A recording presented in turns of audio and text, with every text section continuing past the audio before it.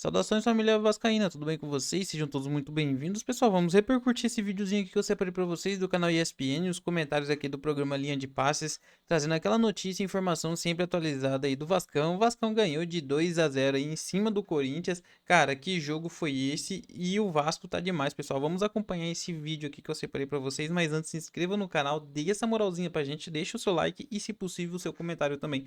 Agora, bora pro vídeo, pessoal.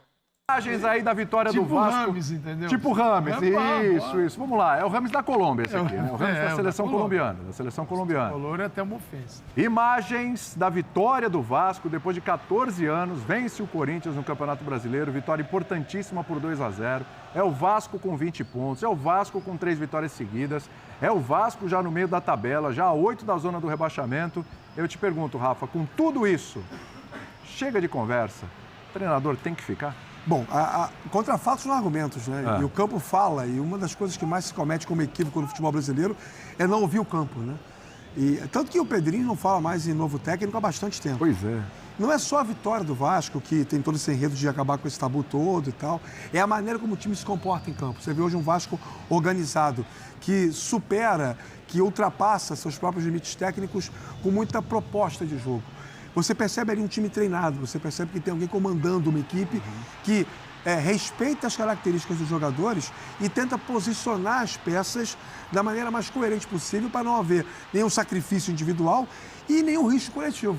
Então o Vasco hoje é um time compacto defensivamente, era uma das grandes falhas do trabalho anterior, não só da segunda fase do Ramon Dias, como também do período do Álvaro Pacheco. E é um time que tem organização ofensiva, um time que tem uma dinâmica de jogar por aproximação, passos mais curtos, usa muitos homens de meio campo, tem uma predileção pelo lado direito porque o Adson tem uma boa fase, o Paulo Henrique ataca muito, mas quando ali fica difícil, espeta na esquerda para o Piton, que tecnicamente é melhor jogador até do que o Paulo Henrique. Enfim, nós temos um Vasco hoje com mais repertório, bem mais repertório.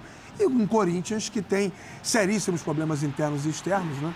Dentro e fora do campo, que, de certa forma, se você comparar os momentos dos dois clubes, dá até para entender que antes da partida o cenário era mais favorável ao Vasco e o campo confirmou isso. É verdade.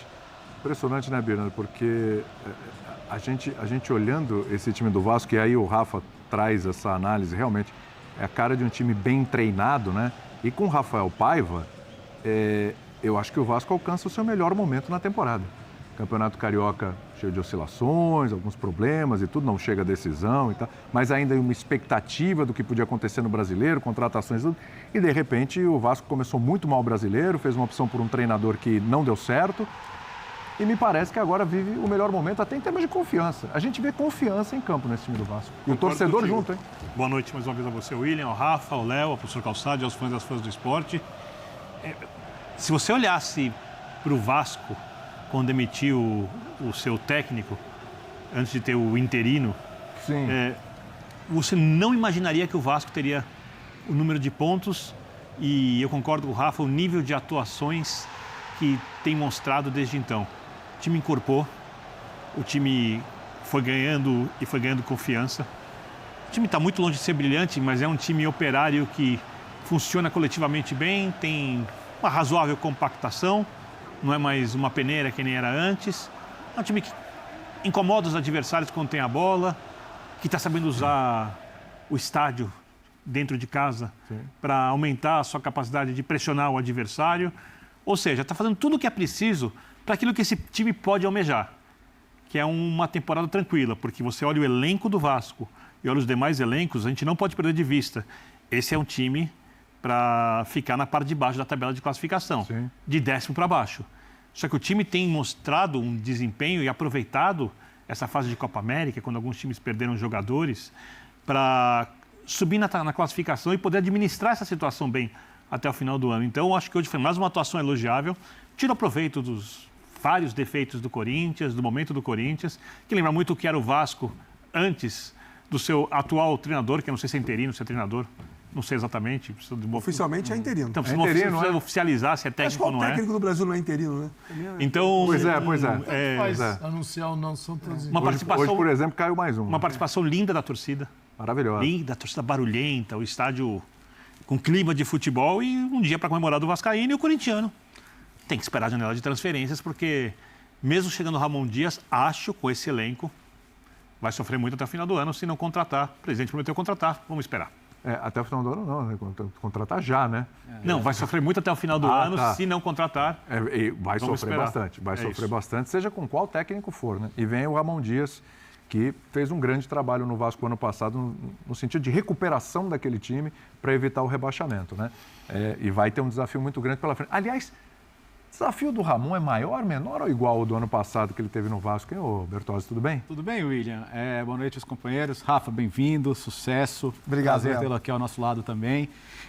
Eu acho que é um desafio duro, especialmente porque a gente não sabe exatamente quantos reforços vão chegar, o nível dos reforços que vão chegar. A gente já aprendeu que essa diretoria do Corinthians é muito boa em prometer e pouco em cumprir. Né? Lembra quando acabou a piada, né? Toda aquela história. Acabou a farra, e a gente viu como as coisas no Corinthians têm sido administradas dentro e fora de campo. Agora, ele tem história, ele tem estofo, não é que a situação que ele encontrou no Vasco também administrativa fosse a melhor do mundo, e é um cara que chegou, bateu no peito e assumiu que tinha um papel importante em organizar o time. E conhece o futebol brasileiro. Isso é importante também. E conhece essa disputa, né? O famoso Nova Barrar. É o que ele vai ter que... De novo, né? Essa deve ser, aliás, a primeira pergunta que eu vou fazer para ele. Ele vai ter que encarar de novo. Vai barrar ou não vai barrar? Então, talvez ele olhando para o Vasco, ele veja que é possível você tirar um time do fundo do poço até em pouco tempo, se você fizer um trabalho decente. Para mim, a permanência do Paiva não devia estar nem em discussão já. Porque, assim, o risco de atrapalhar o que está dando certo agora é gigante. Não vale a pena ser corrido. Não vale a pena ser corrido. Essa é a realidade. Os jogadores, como disse o professor Calçade, têm aderência ao trabalho. Né? Mas tem. Tudo isso que o Rafa trouxe aqui no começo, sabe? A maneira que o time se organiza em campo, a doação. Então, poxa, você vê, e eu concordo quando ele fala, o Paulo Henrique não tem a mesma técnica do Piton, mas olha o que esse garoto correu hoje, sabe? Vai, volta, ajuda, tem marcado melhor, então o time está melhor. E a notícia fora de campo do Coutinho, né? Que também anima o torcedor. Sim. A gente discutiu muito, como é que vai caber o Coutinho no time? Com a questão das lesões do Payet, talvez seja até interessante, não necessariamente você ter os dois juntos, mas ter um na medida que o outro possa jogar. Antes do Calçado de falar, eu acho que seria muito ruim para o Vasco se houvesse constantemente a discussão se eles podem jogar juntos. Não, eu concordo. Muito ruim para o Vasco, tá? E até por questão de equilíbrio do time. Isso. Mas isso é uma coisa que faz bem para a autoestima. Você destacou, né, Birner, a presença do torcedor, e ela não tem faltado.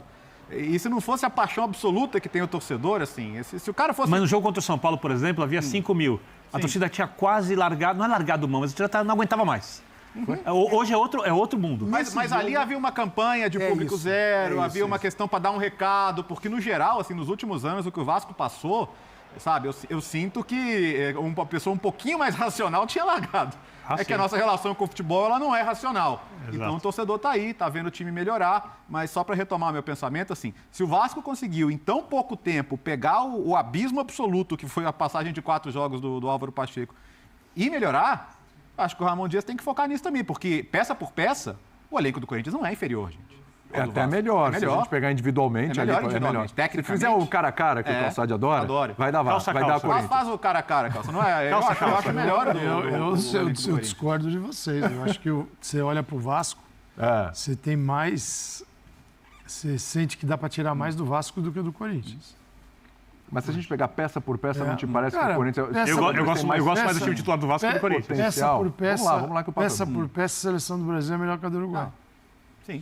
E como disse o Brasil. O Uruguai ficou pelo caminho, o Brasil já ficou antes. Peça por peça, melhor que a Colômbia? Sim. E a Colômbia está na final da Copa América. Então, assim, a soma, né, o conjunto é maior do que a soma.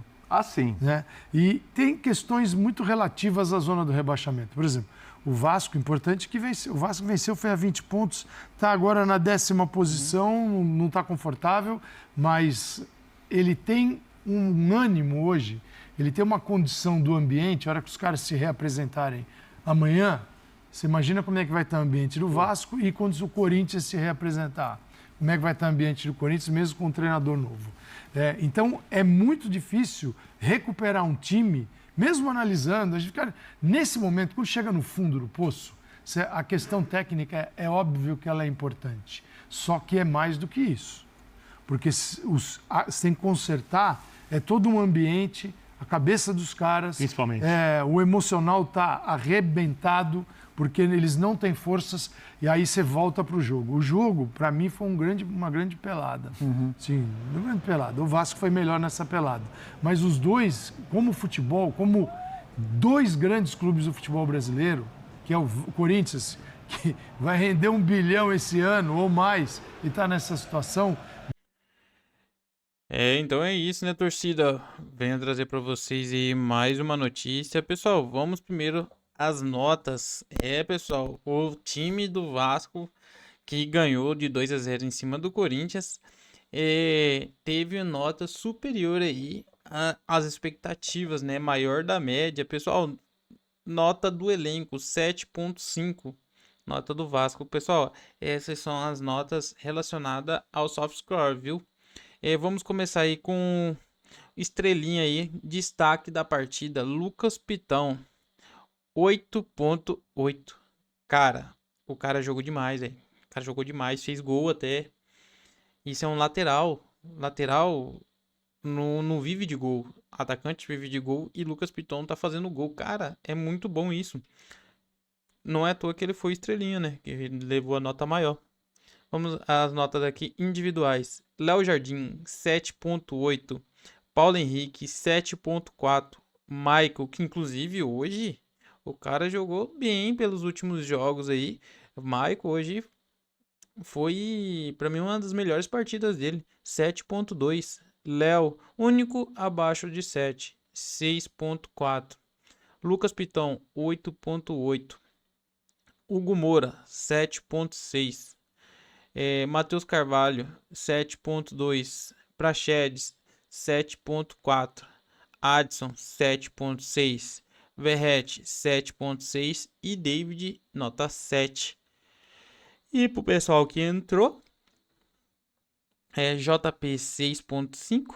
Esforja 7.8. E que golaço foi aquele de falta.